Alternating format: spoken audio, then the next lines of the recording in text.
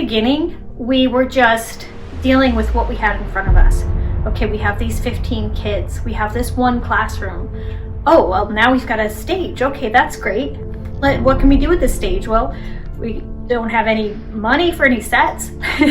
So, but as every year, we would build on the foundation that was laid the year before, and more people would join us and come alongside me, joining the team, volunteering, and before you know it, we are capable of having massive productions with 50 kids on the stage, 25 stage crew members, huge sets, and then besides the productions, we have like 60 classes running in a year for ages 4 to 18 in all areas of the arts. It's truly become the company that I dreamed of when I was younger.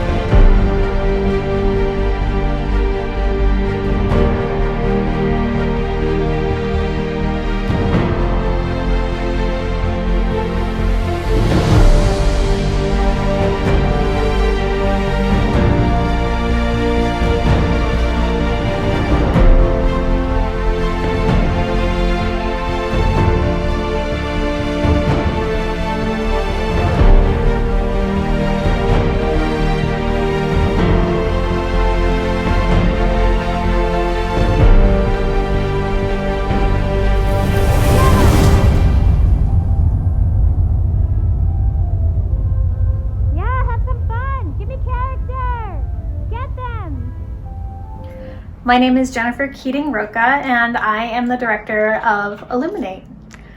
So enter a world pandemic, and suddenly everything is, COVID, and we had a choice in front of us.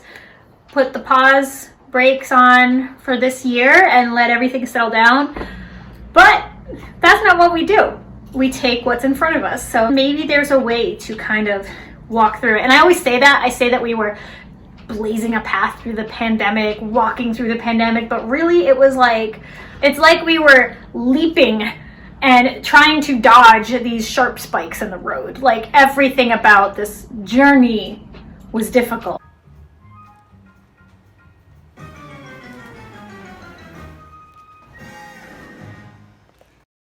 My name is Kirk Young, and I've been with the company for probably like 6.5 years, probably. It wasn't as bad as I thought it was going to be. I thought it was going to be worse COVID-wise, and I didn't think we were going to do as much, but we did a lot, actually, so that's a good thing.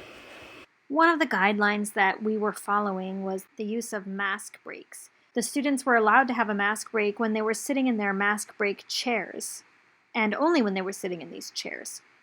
If they left these chairs, they had to put their mask on.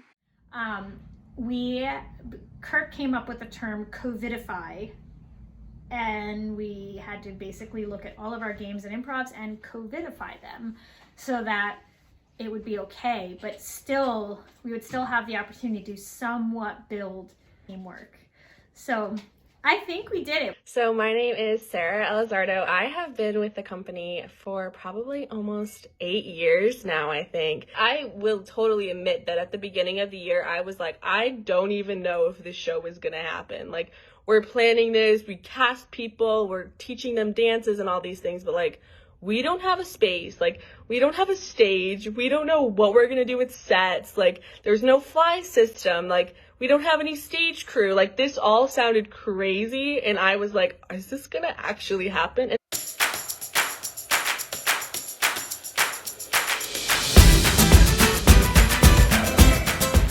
Kirk was given the task of documenting the cast throughout the journey. How you doing today, Kirk? Doing phenomenal. Yeah, so are you excited about being assistant director this year? Yeah, it's kind of cool.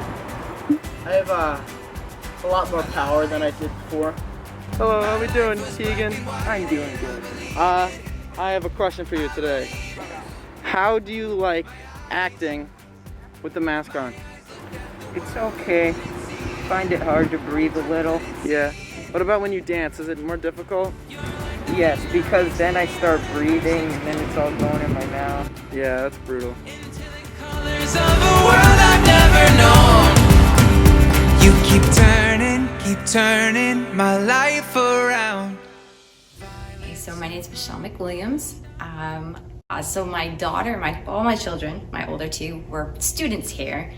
And at one point I was like, hey, do you need a choreographer? And it just ended up working out perfectly. Newsies, and then Beauty and the Beast, and now Wizard of Oz. Like, even if you think of the 4 iconic characters, they're hooked. That is to me, a central piece of the Wizard of Oz. As a dancer, if you say Wizard of Oz, I'm going to say hook arms, right? You can't do that. That's, to me, that was like, oh no. Like, how do I even have the Scarecrow and Dorothy interact? How, all these different pieces that put, almost like you had to think even harder. How do I make them look like they're Violets and purples, diamonds. I don't know, I guess just like being able to socialize with people and do stuff, because not just boring throughout the week, just doing like 10 hours of school a day. AWIP's way better. Illuminate is way better than 10 hours of schoolwork a day. That's brutal. You keep turning my life around. Hey la la la, oh. You keep turning my life around. Tonight. Normally I can read their face language, their body language. I can see if they're frustrated. I can see if they're not getting it. I can see, and sometimes you ask them and they're almost afraid to be honest, like, oh, I'm not getting it, or this is sticking. That was the hardest thing for me, is I couldn't read their body language. Teaching, talking, dancing with a mask on. Like, I left here like exhausted, and sometimes the throat's just so dry. That I think was the toughest part for me, because I felt like I was so tired, and to talk and to count, I think as I got further into the day, the harder that was for me. Hey guys, how you doing today? Great. Good. I have a question for both of you. Do you think that this year is more organized than last year, or less organized? Okay, so I think it's more organized in the fact that we have rules now, like rules, but no one knows what they're doing now. So. Yeah, pretty much. Fair enough. So yeah, same both ways. You guys are in the video. Oh, hi. Blooper reel. Honestly, I think, like, socially, in a surprising and weird way, I think that this was like one of our most social years, because they were so like pushed back to a wall with all these COVID things, that like at their own time they would like talk to each other, and I would be like, oh, I would hear, oh, you do this, let's go on Zoom, let's do that, and they're like practicing on their own time. That's not really something that I've seen a lot in the other years, where people would like go home and like practice with others like constantly. it was different to see the connections form like that versus in just big groups, you know, because we really got to know one another because you were with the same 5 people every week because we were socially distant and we were trying to separate ourselves, and either it was awkward and like you just sat with your mask on next to somebody who was 6 feet away from you, or you became their friend, you know, there was no difference there. And I think even for us, like, we had to rely on each other, like Kirk and I for sure, because we were like, we don't know what we're doing anymore. Like, this is not the main stage that we thought we were having. This year, it was really like adapting that picture and figuring it out. How do we do this COVID style and still have fun and still make those connections and still put on the show? The stars are in your eyes and I surrender. I surrender. Since we didn't have enough time for lead rehearsals in our regular schedule, sometimes we would have them meet in my backyard or at Canine Mastery, where they would rehearse with Toto. When I see it with you here, you keep turning my life around. Violets and purples, diamonds and circles, you're my kaleidoscope. I love every minute, you've got me in it. You're my kaleidoscope. You're my kaleidoscope. Hey la la la oh, oh, oh. You keep turning my life around. Hey la la la oh, oh. You keep turning my life around. I closed my eyes to the orange skies, living all of my days the same. Then you came along and you sang your song, and the whole world around me Are you changed. excited to meet BB King today? I mean, I already met him. I practiced with him. I got to hold him. Oh, how was the practice? It was great. It was great. He got really tired at the end, and when Dorothy said run away, he just kind of stood there and then walked slowly off. You've got me in it. You're my How does it feel that we have an actual dog for the show? This Amazing. amazing. Are we gonna make it wear a mask? I never thought about that, but I think we should take it into What is your favorite part about being the witch? I don't know. One, I don't have to dance. I like that. Dancing is kind of hard. And 2, I like to scream. I get to just scream at people. You're my kaleidoscope. Hey, la, la, la, oh, oh, oh, oh. You're my kaleidoscope. Whoa! Hi, Nadia. Hello. How are you today? I'm gonna wait for this breeze to slow down real quick. If it does stop. This is good for flying. This is great for the weather. Yeah, great flying weather. It's great for the blooper reel. A few minutes ago, we did the Munchkinland scene, so I just kind of use it to like point out all the Munchkins. You know, I'd say, was it you? I point at them with the broom. No show would be complete without a visit from the local fire department. We have a history of attracting them to our performances and rehearsals. I'll be your rainy day lover whenever the sunny I have a question for you. days end. We play a game called Zoom every week, right? The weather On a scale of 1 to 100, how fun is that game? Probably like 99.5. 99.5? What could be better about it? Well, I don't know. It's really, It's just like unknown. it's just unknown. I don't know. It's the unknown path. The unknown 0.5 of the Zoom fun. Yeah.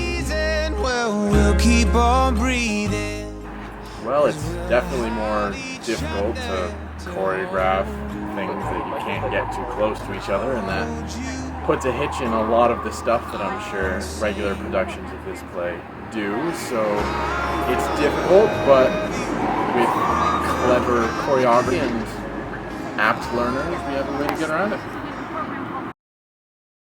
My name is Melissa Lamb, and I am currently the stage manager for Illuminate. I have been with Illuminate through 6 shows now, starting with The Wiz. Yeah, hi. I'm Jason. I've also been with Illuminate for 6 years. I'm the technical director by title, but I also play the roles of master carpenter, helping build the sets, and do lightings. Normally Jason and I run together a program called Tip Crew, which stands for Tech in Progress. And the goal of Tip Crew is to basically teach all of the backstage skills. And so not only did we not have the time that we would normally have for a show, we also didn't have the crew. Sometimes in the past on Tip Crew, we've had 20 to 25 kids. And this time it was really just Jason doing it all by himself with one of our interns, Ben Laird, who was the designer. Most of the set was built in our driveway, which never happens. Yeah, and if you contrast that with last year's show, Beauty and the Beast, we had ginormous sets that, you know, would wheel around the stage and were all had to be built on location. And this year we're building tiny sets to fit through doors and that could be really assembled in minutes. We had about 24 hours to program all of the lights and make everything work for what we needed it to do. You might see things where, oh, I wish we had had a little more light here in this scene. I wish we had a little more light in that scene. Because we only had 1 week at the venue, we didn't have the time to go through and make those little minor changes that normally we would have. We'll carry your burden, be the wind that your back. Well, I wanna spend my forever like that.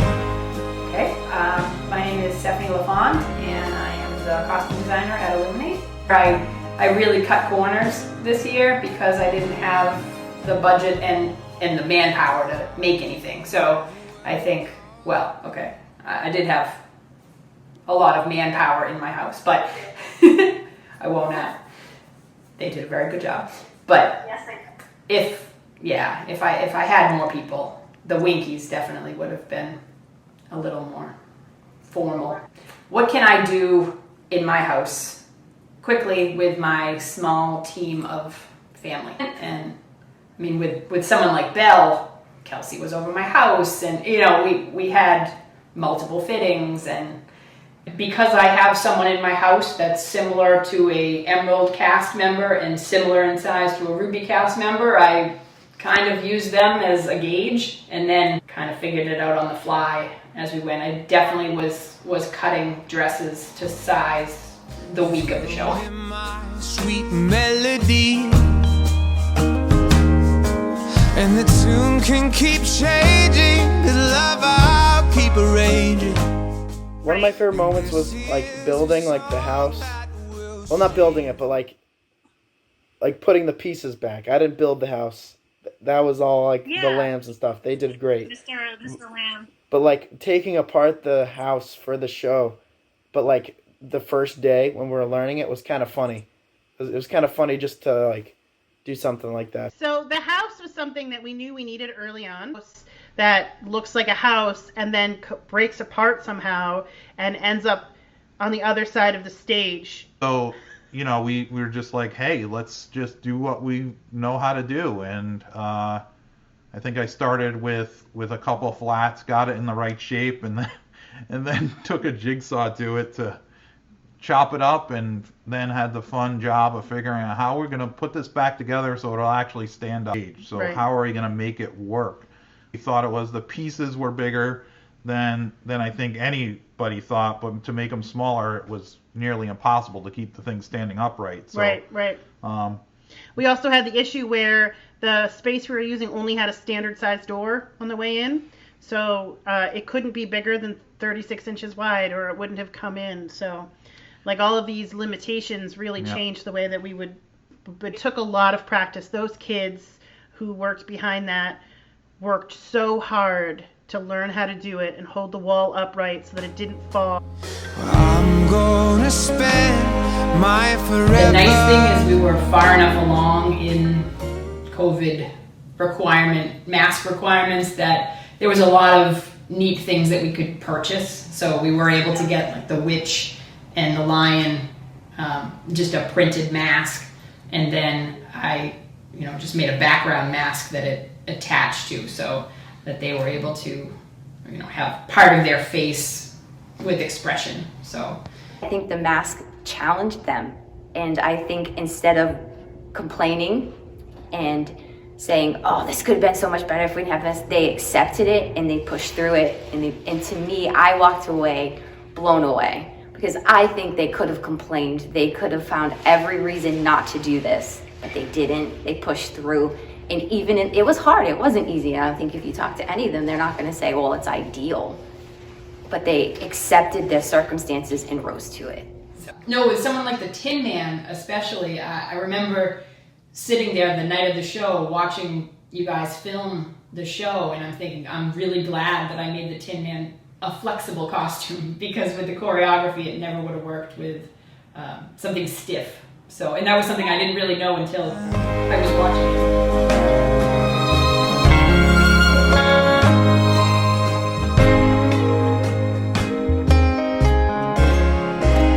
Ozhead was not us in any way.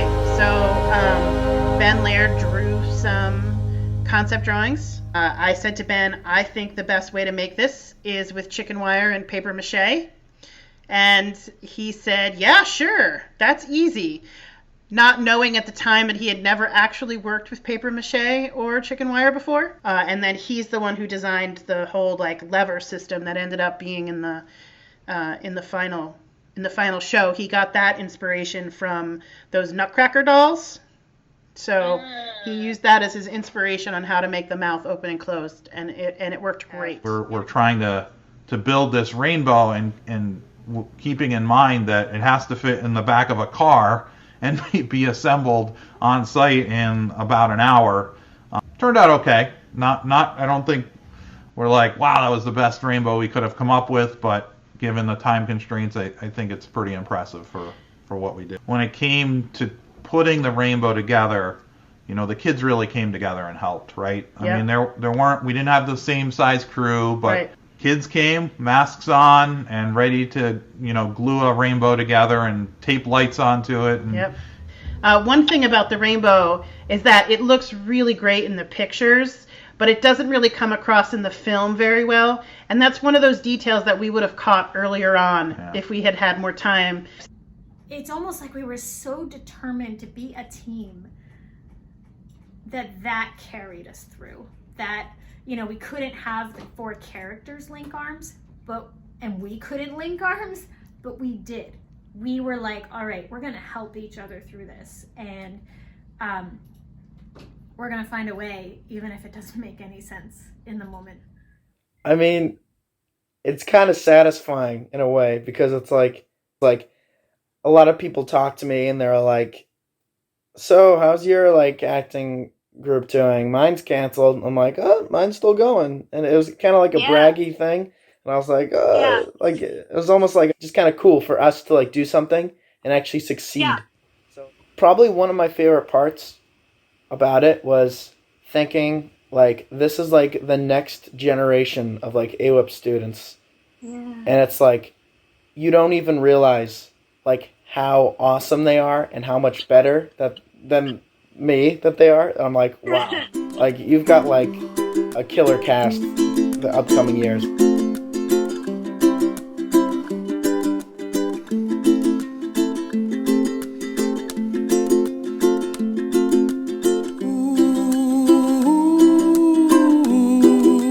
Audience, because back in May when we first started talking about doing the Mainstage during a pandemic, we thought, okay, well, certainly we have to split the cast up. There's no way we can have 50 kids. That's a no-brainer. So we did that pretty quickly and early on, but we thought surely by November we'll be able to have some audience. But as we got closer to the fall and it was pretty clear that we were not going to have any audience for any production for a long time, that's when we started thinking about live streaming. And not just some other companies did live stream over Zoom. This was, we're going to mount the entire production and capture it and get that out to the audience. So now we're not talking about a stage production anymore. I'm starting to think like a film director. I choreographed the Munchkins to come forward towards the camera. We talked about how the reverse cyclone would work, and Oz, how we would do this balloon taking off without a fly system. We decided to use the camera to help us with that and have him face his back to the audience, which we never would have done except that we knew we were doing it on film. So my name is Cole Paul. I'm currently a sophomore at Wheaton College, and I'm also a freelance videographer and designer. So I came to film The Wizard of Oz because of my history with Illuminate, basically. Yeah, it's definitely a very different process because when you're writing and orchestrating like a short film, you're planning all the shots beforehand. But when you're filming something like a theatrical production, you kind of occupy a different role, and instead of creating these things, you're trying to capture them as best you can. What's the best angle? Where the actor's going to be? Where can I be where I'm not an intrusion, but I'm also getting, the most cinematic looking shots? Is this a good close-up spot? Are the actors going to be here? But then also, when do I need to make sure I have a good angle for pulling back and making sure that, the entire stage is captured rather than, say, one or two actors. So thinking about kind of placement beforehand. But I think where things kind of really got a little more complicated this year was like making sure the audio was still as good, if not better quality than shows I had filmed before, with all these new things going on, as well as also there was a little bit of complexity with the camera angles, and in thinking about that the kids were distanced, so like trying to make a feeling of closeness to the cast, while also making sure that it's a lot harder to fit two kids into a frame when they're 6 feet apart. Because what's cool when you film something is like it's that feeling that you're like right there with them, and still trying not to lose that by like pushing too far back, but also making sure is, maybe on a side angle so they look closer than they might have been in real life, and just thinking of little things like that as well with the visuals. Being able to literally get onto the stage with the crane and being able to do crane shots and actually be able to like move with the actors, it created this whole new kind of like kinetic dimension that I wouldn't have had if I was like exclusively on tripods. So that was really great. I had this like basically this like physical freedom that I could like go and get the very best angle for my camera. I didn't have to worry if I was blocking someone in the audience or even like sticking a tripod on top of a few chairs. Is that when you watch the film, I couldn't believe this, but you stop seeing the masks. At first it's really strange, but somehow you are still drawn into the story, and they had to like really find those connections with their eyes, and it had to be more genuine. Happen. I actually thought the masks would cause more overacting, that they would overdo things because they're trying to compensate for that. So that was a nice surprise. We had a crew member who had to leave the show due to a COVID exposure, and so we ended up having to shuffle people around last minute and have people who were in one cast, now they're in both casts. And then people who were in the crew were now in the cast. Not only did we not have the same crew from Monday to Saturday, we also didn't have the same crew from one cast to the next. We did it, and it was great, and the kids were really great. It got harder as we went because the COVID guidelines kept changing, and they kept getting more and more strict. And so had we even gone another week, we might not have been able to do it at all. I think for me, it was definitely shocking to walk in and be like, okay, we practiced this all and we're no longer doing this and we have to come up with a new plan. And it's hard because those plans only really come about when you're standing on a stage and you're looking at a set piece and you're looking at a scene change and you're like, okay, how are we going to do this with 3 people? Every night and every day we walked in there, we redid scene changes. People were doing different things. I kept writing it down in my script. I would be like, this person's doing this person's doing that, and it would change every day. So I think overcoming those obstacles of trying to get out of the mindset of this is how it's going to be to just really adapting and working with what we had was challenging, but I think it was very rewarding to see, I think for the whole stage crew to see at the end of the show and be like, wow guys, like we did this. Like I think high above the chimney top, that's where you find me, oh, somewhere. It was a little stressful that last week. I mean, not gonna lie, that was really the first place I had been in a long time. And, you know, it was weird to be in a space with people. So, but, you know, I think we did a really good job following guidelines, and, you know, the kids were flexible and they were kind of rolling with it, and they did what we needed them to do, and they did it with a smile, even though we couldn't see it.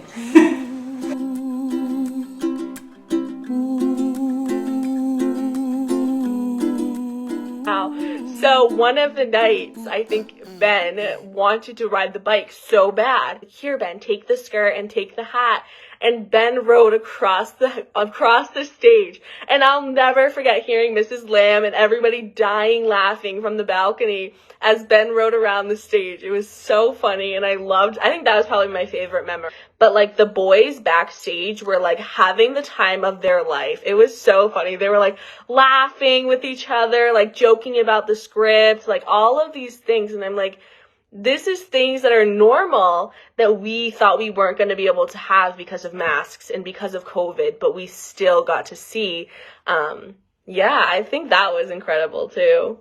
Shares, you know, like, it definitely felt like we were like blazing a new path. Even though we weren't in the same auditorium with the same audience, we still shared this collective experience. We were able to make something great, and I was glad I was able to be there for it, to be the person that kind of captures it and translates it to the rest of the world in some ways, and brings it from the auditorium out. I am really glad that we did not end up becoming a statistic, that we were not in the news as a super spreader event.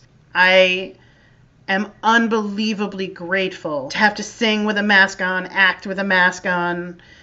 All of that was a huge sacrifice, but the outcome was amazing, not just because of the production.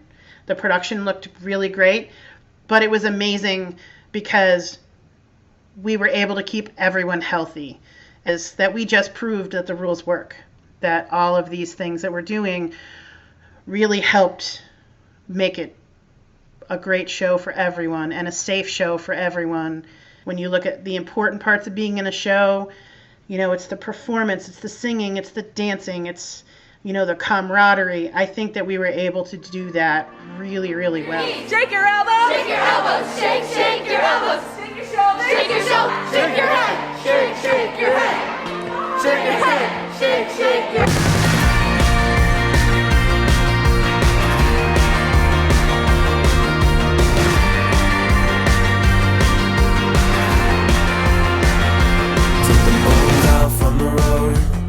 Those endless nights that we traveled, we stole. You let your clothes fall to the floor and lit a fire all the way to the moon. And now I'm running and I won't stop. I don't wanna go, I think about it every day and night. I can't let go. And hey, I'm never the same. It's 100 miles an hour on a dirt road running away. So come a little closer. There's something I can tell you. It was such a roller coaster.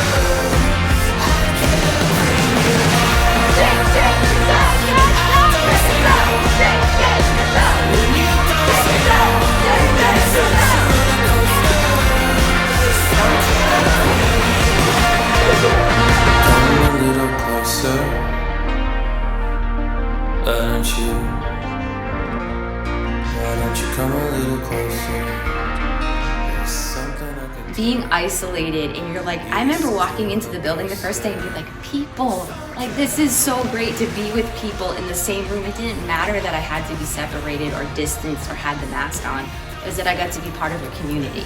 And I think that's what's deeper here, is that there's a community. It's not even about the talent or what we do. It's the atmosphere that Illuminate creates for the students, in my opinion, that it doesn't matter what the show looks like. The kids are having a great time no matter what they do. I'm thoroughly impressed by how it all came together, you know, and not just because of all of the constraints because of COVID. I mean, what the logistics in coordinating all of the kids involved, right? The like every other row seating, all this the social distancing, the mask wearing, the hand sanitizing, the checking in, the checking out. I mean, all of this is going on so we can be sure that, especially in the last 2 weeks, we're like ratcheting this up because we know if one person comes in contact with somebody else that has COVID, the whole thing's shut down for everybody.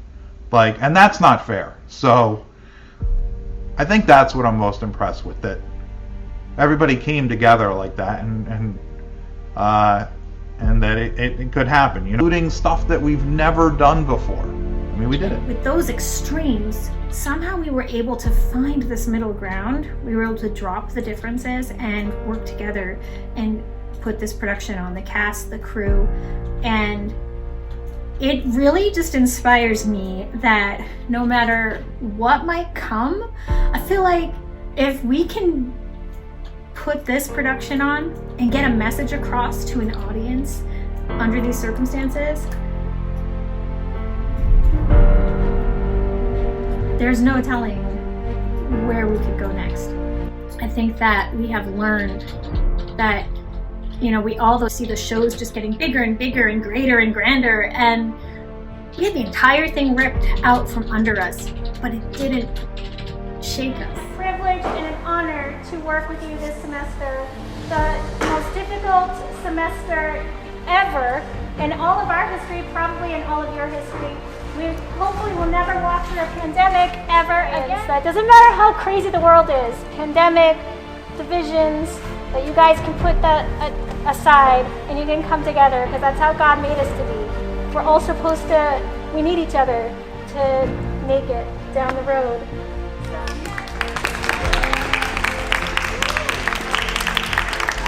Like the next 5 years, how did we do Wizard of Oz? That was crazy.